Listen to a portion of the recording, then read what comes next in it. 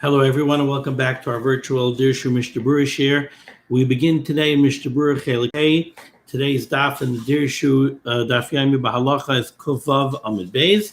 We're beginning on the bottom of Kuvav Amud Aleph. We're continuing to learn Hilchos Yom Tov. We are holding in Siman Tov Tzadik Zayin, and we begin today on the bottom line of Kuvav Amud Aleph with Siv Tez Zayin. Says the Mechaber, Hashechet Behema B'Yom Tov. If somebody shechts an animal on Yom Tov, of course, shechita is an Isser Malacha on Shabbos and on Yom Tov, but it's mutter on Yom Tov l'tzarech eichel nefesh. If you need it for food preparation, l'tzarech Yom Tov. So you're allowed to shecht an animal on Yom Tov. So ha'sheichet behema b'Yom Tov, if somebody shechts an animal on Yom Tov, says the Mechaber, toiv loi, it would be better for him, shelo yivdoik. He should not make the bedikos. We know that we have to check the animal after the shechita for certain defects to see if the animal is a treifa, to see if an animal that is in danger of not being able to live, in which case it's a treifa that you're not allowed to eat. So there are bedikas that we have to make. We have to examine the animal.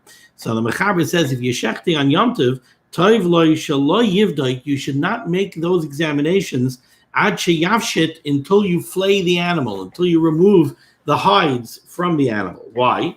She'im timotze treifa, because let's say you make these examinations before you do the hafshata, before you flay the animal, and now you find out that the animal is indeed a treifa. Lo yehe rashay lahafshita. Now you're no longer going to be allowed to do the flaying. You're not going to be allowed to skin the animal anymore. And you're going to have to leave the animal as is. And now what's going to happen is the meat together with the hides are going to become ruined. Let's take a look at the Mishnah Berurah, see what's at play over here. Back on Kovav Amud Aleph, Ois Mem Tes, Ad Sheyavshit, you should not make the bedikos until you had a chance to remove the hides from the animal. Ulahavshit al kol panim muter kaidim shebedaka. See, the Chavetz Chaim is addressing over here an interesting question. If you're telling me that if the animal turns out to be a treifa, I'm not allowed to do the hafshata, so then why don't we have a problem now? Why don't we say you're not allowed to do the hafshata until you make the bedika and find out that the animal is not a treifa? Why don't we say you can't do the hefshit until you know for certain that the animal is not a treifa? So the Chavetz Chaim says, but to flay the animal now before the bedikas, I'll call put a mutter kind of shebedaka. That's mutter before you make the bedikas. She'ein chayshish in shemati taref, because really we don't have to be chayshish that the animal is going to be a treifa. Sheroiv behemais kishereis hein, because the Chavetz Chaim says that the fact is, and he's going to discuss our chumrus in treifas later. But without all of those chumrus, most animals that you shecht are not treifas. So the roiv is that when you shecht an animal, it's not going to be a treifa. So if you shechted the animal, we're going to allow you to do the hafshata without making the bedika first. But if you make the bedika first and you find out that the animal is a treifa, then you're not allowed to do the hafshata. Like the Mishnah Berurah says, if you find out that indeed the animal is a treifa, then you're not allowed to skin it anymore. Because the hefshit would certainly be a malacha gemura. That would be an issa d'oraisa to do the hefshit on an animal when it's not l'tzarech eichel nefesh. If the animal is a treifa, there's no eichel nefesh over here. So how are you allowed to do the hefshit? Similarly, if you're shechting a chicken and it becomes a treifa during the shechita, if you don't shecht it properly, also limrei tanoitzos, you're not allowed to pluck the feathers after you go ahead and you shecht it, because the animal is a treifa. The plucking of the feathers would be a malacha shalol l'tzarech.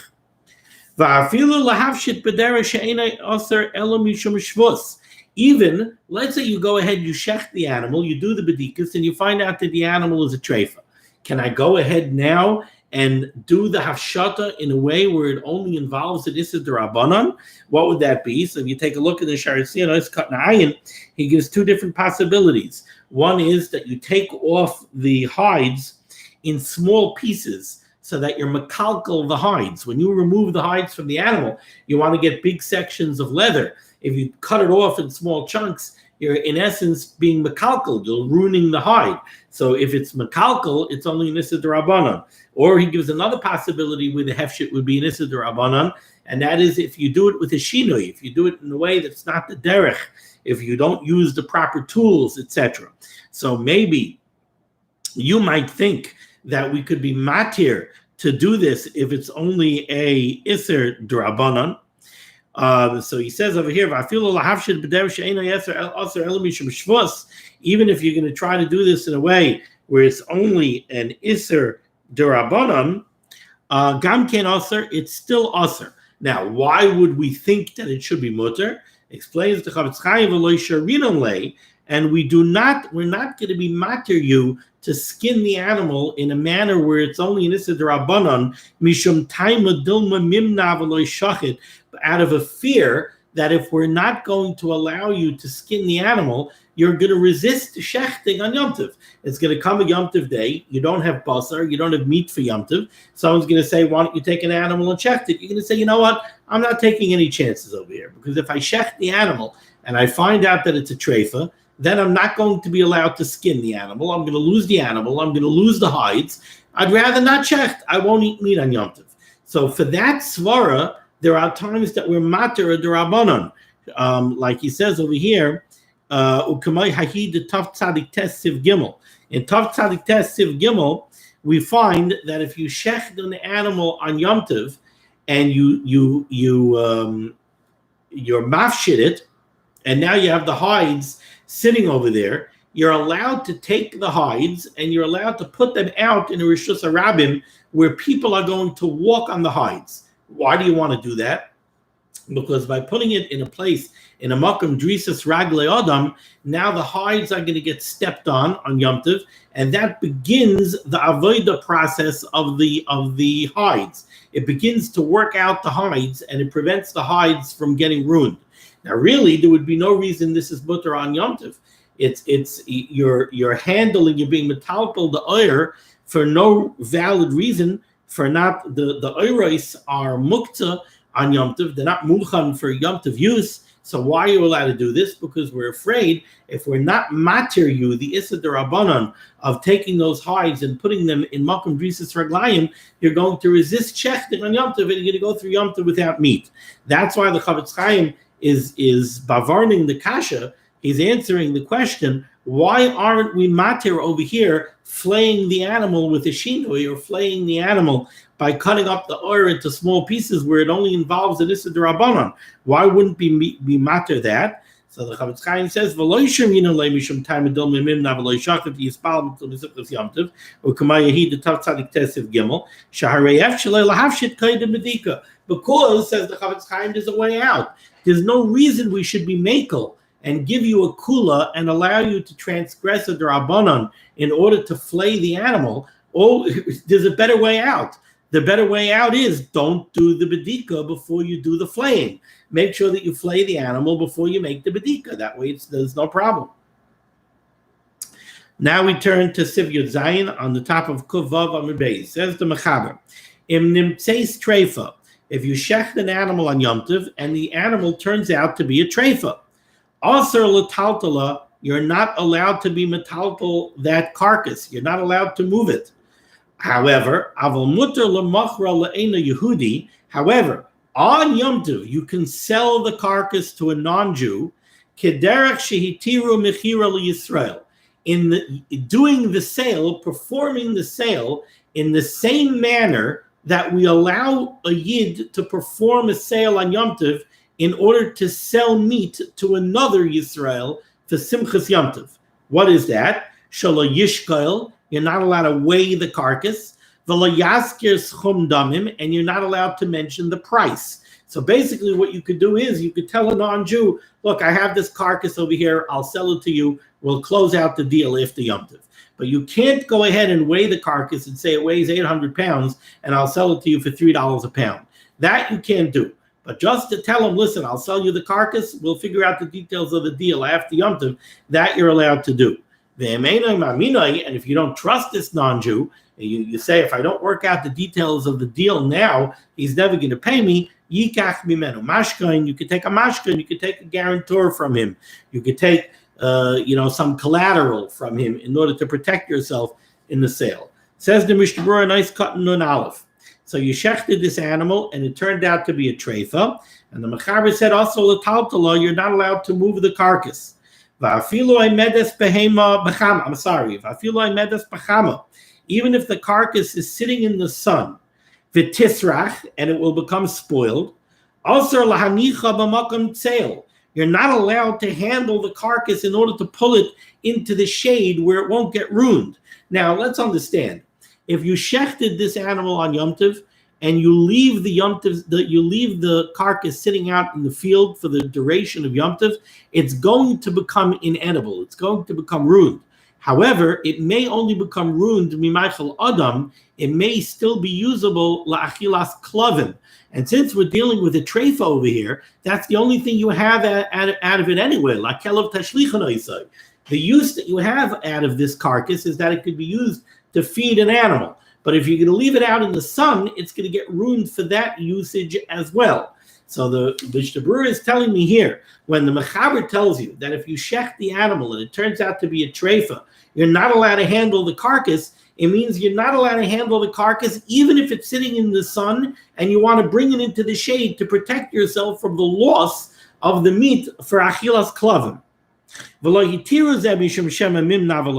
And once again, we're not going to be matter you to handle the carcass out of the fear that if we're not matter you to handle the carcass, you're going to resist shechting in the first place.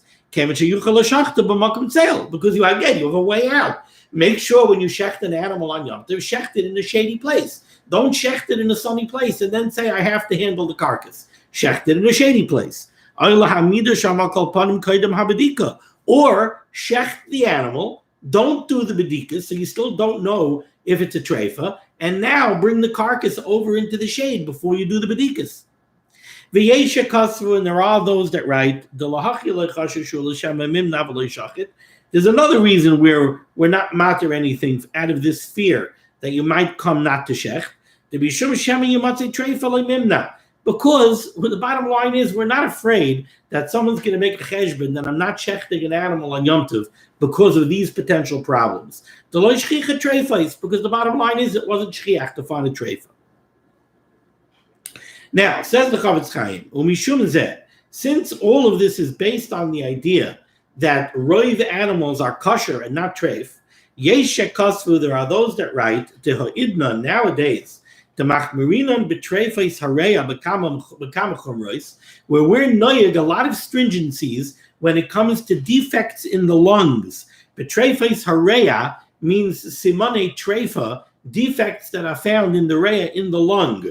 We have a lot of chumras. Shchichi treifais. Nowadays, it's no longer true that roiv, that the majority of the animals that you shecht are kosher. That's simply not true anymore. But that's because we have piled chumras on top of chumras. And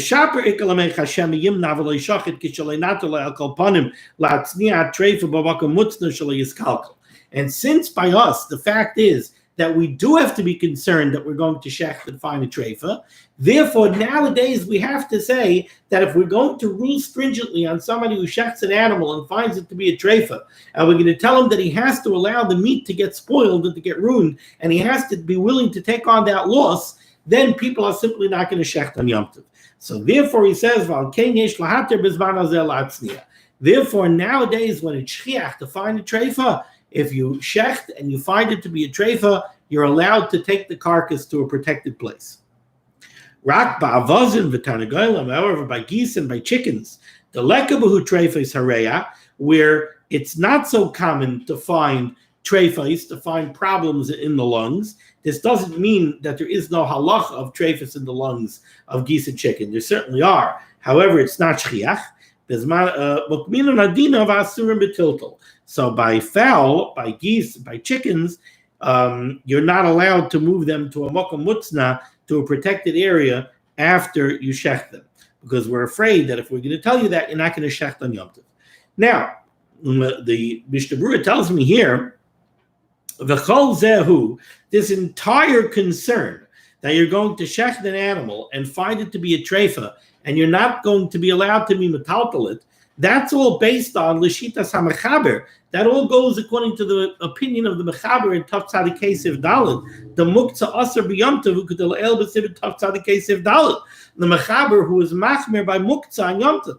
Avala Yesh Aimrim Shevi Aramasham the Muktzah Shari, but according to the Yesh Aimrim that the Ramah brought in Tav Tzadik, who said we're makel on Muktzah and Yom Tov the same way we're makel on Shabbos, and therefore there's no reason to aser this carcass. If you shecht an animal and you find it to be a treifa, why is it also betiltel? It's not. It has a use for Yom Tov. You could use it la'achilas klavim. You could use it for animal food. So why is it muktzah? The only reason it's muktzah is because of the shita of the mechaber. According to the mechaber, it's muktzah. Why is it muktzah according to the mechaber? Because you didn't have your das on this animal for animal food. When you looked at this animal and you figured it was muchan for Yom Tov use, that's because you intended on using it as something edible for people. So, but you weren't, if it's only going to be edible for animals, then you're matzah dai tayumine. You don't have it on your das. So then it's muktzah according to the mechaber.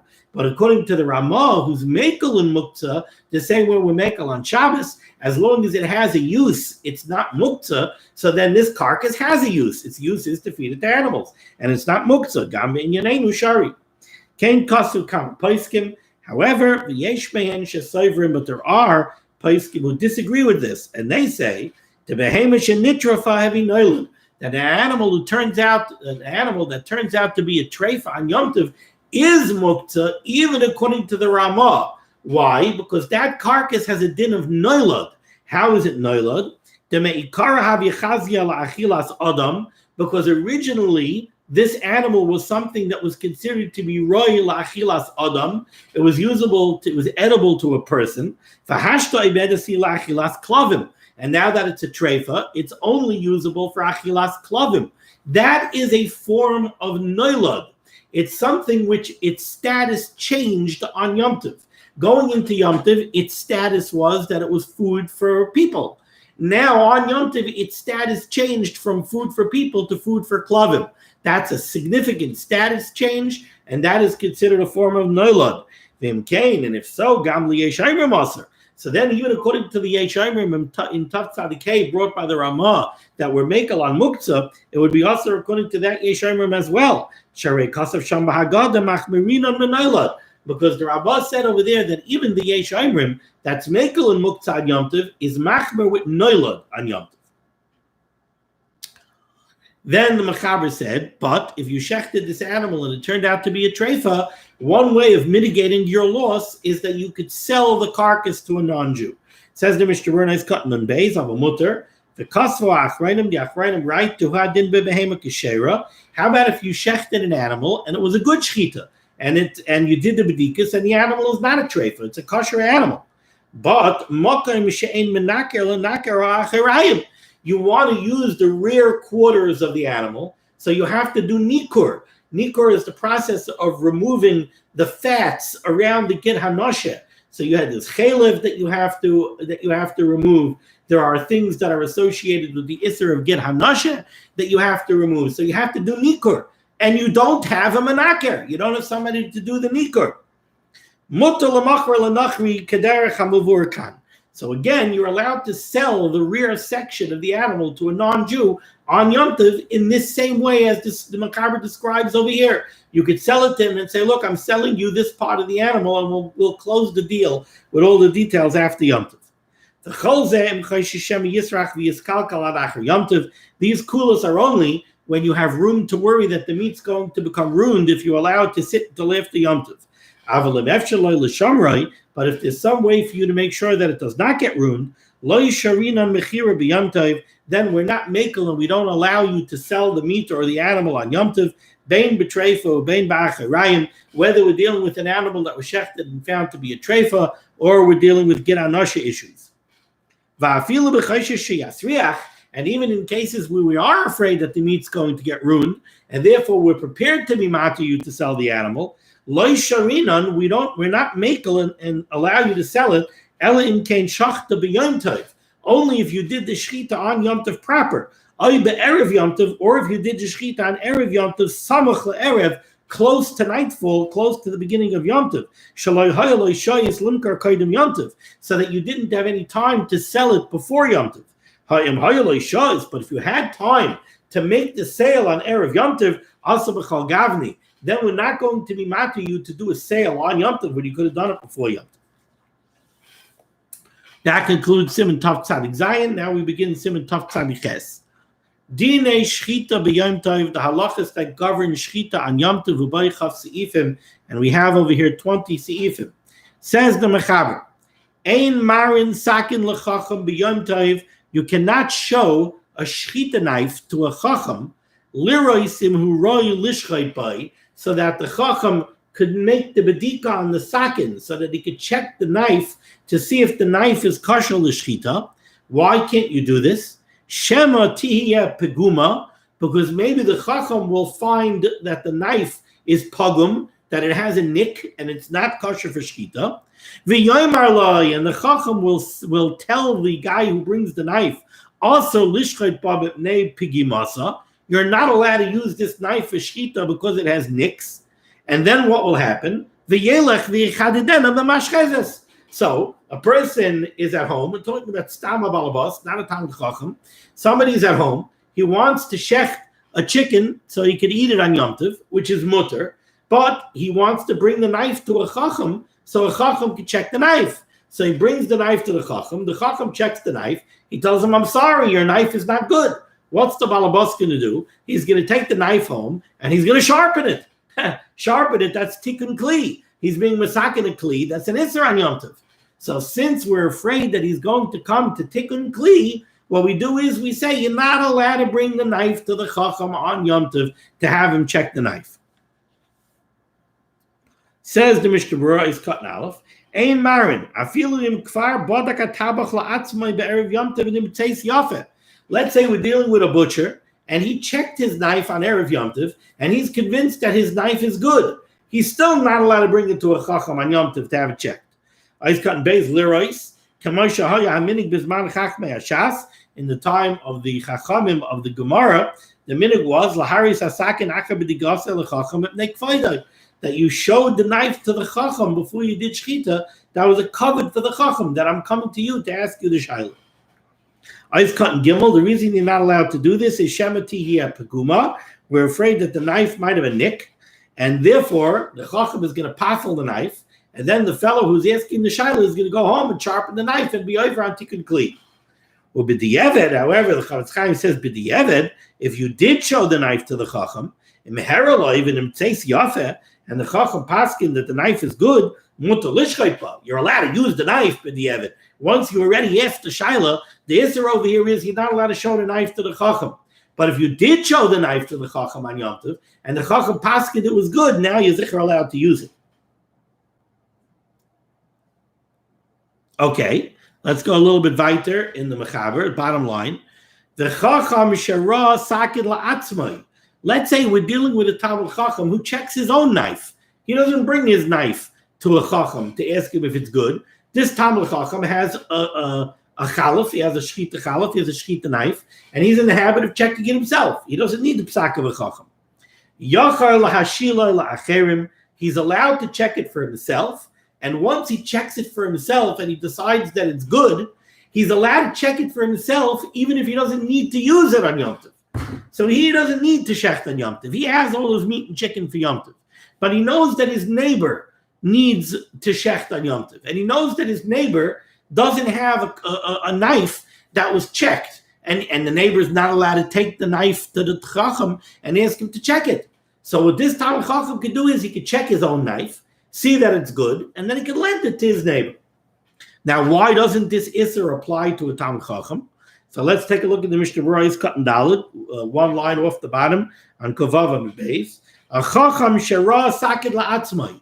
A chacham who checks his own knife. Hainu bebeisai b'Yom Tov. He checks his own knife in his own house on Yom Tov. Kedei lishchait ba, in order to use it for shchita. V'ayin b'pri chadash. Take a look at the pri chadash. Amitzadeh who leans ta'afilu lechatchila yachal hachacham l'rei sakinei shel atzmai kedei lahashila la'acherim. Like I said, the pri chadash says that the talmid chacham could check his own knife even if he knows he doesn't personally need it. so that he could give it to somebody else. He could lend it to somebody else to use. The reason why this is mutter for a chacham is we don't have to worry that a Talmid Chacham is going to come to sharpen his knife.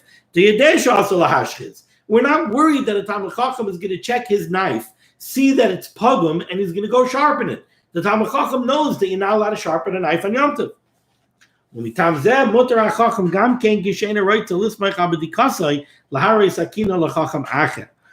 of this, a Talmid Chacham is also allowed, if he doesn't want to rely on his own psak, if he checked his knife and he thinks that the knife is kosher, but he wants to check with a Chacham, a Talmid Chacham is allowed to go show his knife to another Talmid Chacham, because we're not afraid that if the other Talmid Chacham tells him the knife is no good, he's going to come to sharpen it. We're going to stop over here on the top of Kuf Zayin Al Aleph. We'll pick up tomorrow with the words of the Ramah by the Haggah. Thank you so much for joining me for Limud HaTorah. The schus of Limud HaTorah should be Megan and Gans Klal Yisrael. The Berurah should send Yeshuas and Refuas, Gesund and Parnasa and Bracha, everything good to everyone. The Berurah should bring the Bias Kol Tzedek B'Meher V'Yameinu. Even though we're sitting here in the 3 weeks, we shouldn't have to come to a 9 days. We shouldn't have to come to a Tisha B'Av. The Berurah should send the Geula Shleima now. Be well.